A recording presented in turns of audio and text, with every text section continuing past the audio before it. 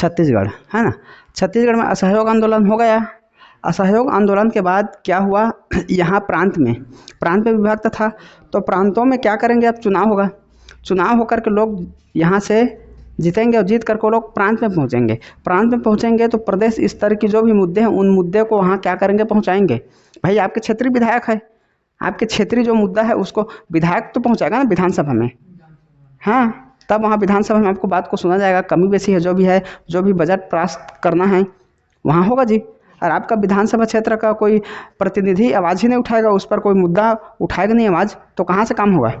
बस सेम उसी तरह उस समय जब असहयोग आंदोलन हुआ, तो असहयोग आंदोलन जब शांत हुआ तो प्रांतों में चुनाव जीत करके उस राष्ट्रीय मुद्दे को अपनी भागीदारी देना और चुनाव लड़ करके अपनी अधिक प्रतिनिधि को वहाँ पर भेजना, ये मुद्दा था। ताकि जितना अधिक प्रतिनिधि वहाँ जीत के जाएंगे तो ब्रिटिश के सामने इन लोग अपना मांग रखेंगे जी, ऐसा था। तो क्या हुआ 1937 में, अगर पूछ देगा छत्तीसगढ़ में प्रांतीय विधानसभा चुनाव कब हुआ, तो कब हुआ 1937 में प्रांतीय विधानसभा चुनाव हुआ। अब बोलिए प्रांतीय विधानसभा चुनाव में कांग्रेस ने कितना सीट को जीता था। हाँ, यहीं पर देखिए, अब आपको क्लियर करा दे रहा हूँ। कांग्रेस ने 8 नहीं जीता था, 6 को जीता था, 6 सीट जीते थे। लेकिन 2 जो सीट थे वो समर्थन में थे, कांग्रेस को समर्थन किए थे। हाँ हाँ, 6 सीट जीते थे, 2 सीट जो है समर्थन में था। 11 प्रांत से उसमें, उस 11 प्रांत में पूरा चुनाव होना था। और उसी समय छत्तीसगढ़ को फिर क्या किया गया, मध्य प्रांत में शामिल कर दिया गया। बोल देगा कि छत्तीसगढ़ को मध्य प्रांत में कब शामिल किया। हाँ तो हाँ, प्रांत का आम चुनाव हुआ है ना, 11 प्रांत का आम चुनाव हुआ, 11 प्रांत का हुआ। तो उसमें 8 को जीते कांग्रेस ने और 3 जो है मतलब हार गए। हाँ, दूसरे के पास था मान के चलो, और 2 को इन्होंने समर्थन कर दिया, कांग्रेस को समर्थन दे दिए 2 सीट ने। हाँ, उसको दूसरा ने जीता है 3 ठोको, ऐसी है। तो कुल 11 प्रांत थे, 11 प्रांत में हुआ आम चुनाव। और ये आम चुनाव कब हुआ, तो भारत शासन अधिनियम 1935, भारतीय इतिहास में, भारतीय संविधान में पढ़ना, भारत शासन अधिनियम 1935 बहुत ही महत्वपूर्ण है वो, ठीक है जी। इसी के तहत क्या हुआ जानते हो, भारत शासन अधिनियम बना। हाँ, तो भारत शासन अधिनियम 1935 के तहत प्रांतीय आम सभा चुनाव हुआ कब, 1937 में, जिसमें 11 प्रांत था, 11 प्रांत से चुनाव जीत करके जाना था, जिसमें से कांग्रेस ने जो है 6 को जीता, 2 को समर्थन प्राप्त था। और उसी समय छत्तीसगढ़ को मध्य प्रांत में क्या कर दिया गया, शामिल कर दिया गया। अब देखते हैं किन किन जगहों से किसने किसने चुनाव जीता। रायपुर से रविशंकर शुक्ला ने जीता। बिलासपुर से किसने जीता, राघवेंद्र राव ने, राघव। दुर्ग से किसने, घनश्याम सिंह गुप्ता ने जीता। अब 14 जुलाई 1937 को फिर क्या होता है, तो 14 जुलाई 1937 को मंत्रिमंडल का गठन हुआ। तो मंत्रिमंडल का गठन हुआ तो मुख्यमंत्री कौन बने, शिक्षा मंत्री कौन थे। बोल देगा कि प्रांतीय विधानसभा चुनाव जब हुआ और जब मंत्रिमंडल का गठन हुआ, उस मंत्रिमंडल में शिक्षा मंत्री कौन थे, रविशंकर शुक्ला। मुख्यमंत्री कौन थे, नारायण भास्कर खरे। और जब इसी मंत्रिमंडल में नीतिगत इनके अंदर में कुछ मतभेद चले, तो मतभेद हुआ तो नारायण भास्कर खरे ने क्या किया, 29 जुलाई 1938 को, देखिए 37 को इसका मंत्रिमंडल का गठन हुआ, लेकिन 38 में क्या हुआ, 29 जुलाई को इस मंत्रिमंडल से इन्होंने क्या किया, अपना त्याग पत्र दे दिया। किसने दिया, किसने दिया जी, और शिक्षा मंदिर योजना का किसने गठन किया, किसने स्थापना किया। हाँ, 1937 में रविशंकर शुक्ल ने शिक्षा मंदिर योजना का इन्होंने क्या किया, स्थापना किया। और इन्होंने किसने, नारायण भास्कर खरे ने इस मंत्रिमंडल से त्याग पत्र दिया कब, 29 जुलाई 1938 को। अब देखते हैं 29 जुलाई 1938 को फिर क्या हुआ, द्वितीय कांग्रेस का मंत्रिमंडल का गठन हुआ फिर। हाँ, मुख्यमंत्री ने दिया था। तो फिर क्या हुआ, फिर कांग्रेस का द्वितीय मंत्रिमंडल का गठन हुआ, जिसमें मुख्यमंत्री कौन बने यहाँ पर, अब ये बनेगा रविशंकर शुक्ला। और मध्य प्रांत के गवर्नर कौन थे, ये राघवेंद्र राव। जो बिलासपुर जो शहर का जो कॉलेज है ना, साइंस कॉलेज, उसका यही है, ई राघवेंद्र राव स्नातकोत्तर महाविद्यालय बिलासपुर छत्तीसगढ़। हाँ, साइंस कॉलेज है वो, इसी के नाम पे है। तो मध्य प्रांत के गवर्नर ई राघवेंद्र राव थे, मुख्यमंत्री थे रविशंकर शुक्ला। अब देखते हैं विधानसभा अध्यक्ष। विधानसभा अध्यक्ष कौन थे, तो विधानसभा अध्यक्ष, हाँ, घनश्याम सिंह गुप्ता। बोल देगा कि प्रांतीय विधानसभा जब चुनाव हुआ उस समय विधानसभा अध्यक्ष कौन थे? प्रांतीय विधानसभा चुनाव में कांग्रेस ने कितने सीट जीता? प्रांतीय विधानसभा से बिलासपुर से कितने सीट जीता? प्रांतीय विधानसभा में दुर्ग को किसने जीता? प्रांतीय विधानसभा में रविशंकर शुक्ला ने किसने जीता? ये सब प्रांतीय विधानसभा ही देख रहे हैं। प्रांतीय विधानसभा में 29 जुलाई 1938 को द्वितीय कांग्रेस मंत्रिमंडल का गठन हुआ, तो मुख्यमंत्री कौन बने? रविशंकर शुक्ला बने। और 14 जुलाई 1937 को मंत्रिमंडल का पहले बार जब गठन हुआ तो कौन थे मुख्यमंत्री? खरे थे, है ना। मध्य प्रांत के गवर्नर कौन बने?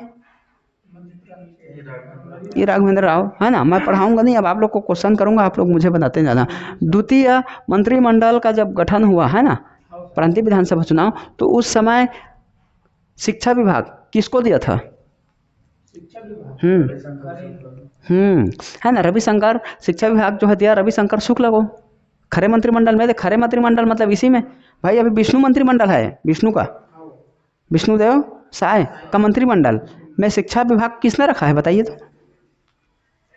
विष्णु का मंत्रिमंडल में एजुकेशन डिपार्टमेंट किसके पास है? नहीं, वो तो स्कूल शिक्षा मंत्री है।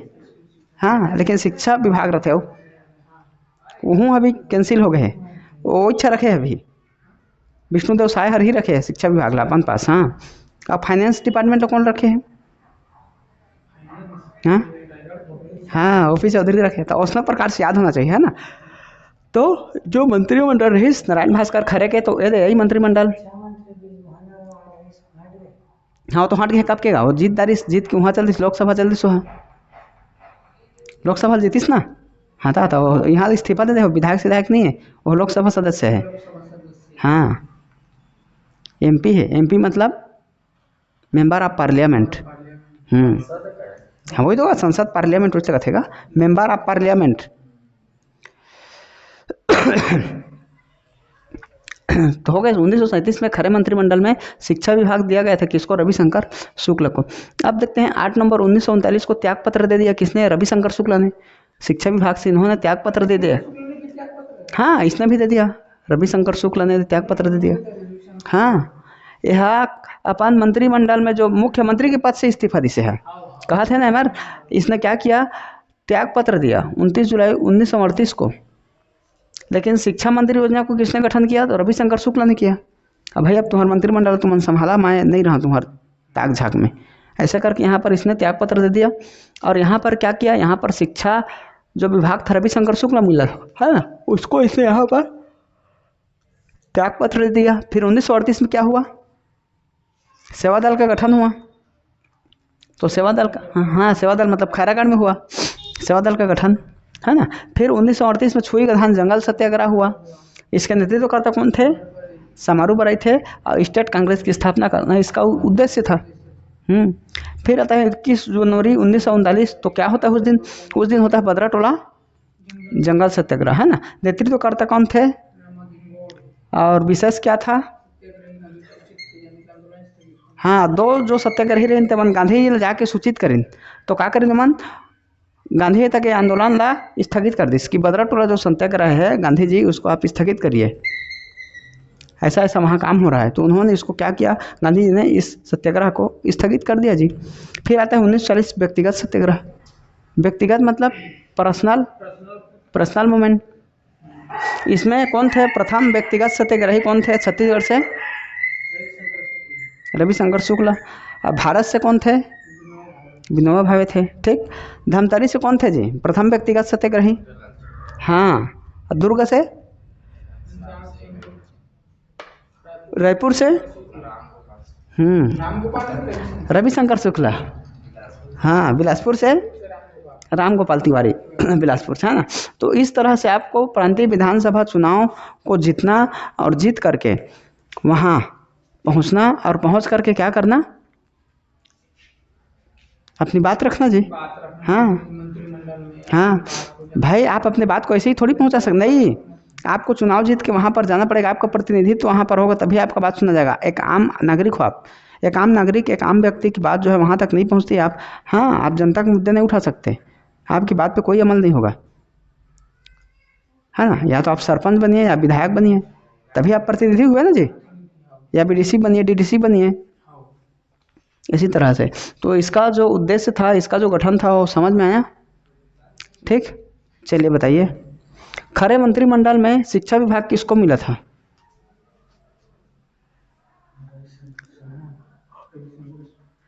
गुड। छत्तीसगढ़ से प्रथम व्यक्तिगत सत्याग्रही कौन थे? धनेश्वर भाई बताइए। हाँ, प्रथम व्यक्तिगत सत्याग्रही। गुड। और भारत में व्यक्तिगत सत्याग्रही के प्रणेता कौन है? गुड। आप बताइए आप लोग कि छुई खदान जंगल सत्याग्रह कब हुआ था? हाँ, 38, 39, 40, 42 करके दिया रहेगा सन, तो याद रखिएगा, है ना। तो देखिए 1937 आए, फिर 37 आए, फिर 38, 38 के बाद फिर 38, 38, 3 ठो 38 आए, फिर 39 और 40 आए। क्या ठो सन हुआ? 1, 2, 3, है ना, और 4 और 5, मतलब इसको एक ही गिन रहा हूँ। 38 में आपके 3 ठो हुए, सेवा दल का गठन हुआ, छुई खदान जंगल सत्याग्रह हुआ, और द्वितीय कांग्रेस मंत्रिमंडल का गठन हुआ। 38 में 3 ठो, 39 में एक ही ठो बदरा टोला संगल सत्याग्रह, और 40 में व्यक्तिगत सत्याग्रह। ऐसे याद रखिएगा उसको। हम देखते हैं 37, 38, 38, 38, 38, 3 ठो 38 आए। एक में क्या हुआ? द्वितीय कांग्रेस मंत्रिमंडल का गठन हुआ, एक में सेवा दल का गठन हुआ, और एक में क्या हुआ? छुई खदान जंगल सत्याग्रह चला। 38 में 3 ठो हुआ ना, 38। फिर इधर 37 प्रांतीय विधानसभा चुनाव हुआ, 4 हो गया। फिर ये व्यक्तिगत सत्याग्रह, है ना। फिर 21 जनवरी 1939 को बदरा टोला जंगल सत्याग्रह हुआ 39 में। फिर 40 में क्या हुआ? व्यक्तिगत सत्याग्रह हुआ। हाँ, तो इसको याद रखिएगा। 40 में रविशंकर शुक्ल प्रथम व्यक्तिगत सत्याग्रही थे। भारत से बात करें तो विनोबा भावे थे, और इनमें रायपुर, बिलासपुर, दुर्ग और कहाँ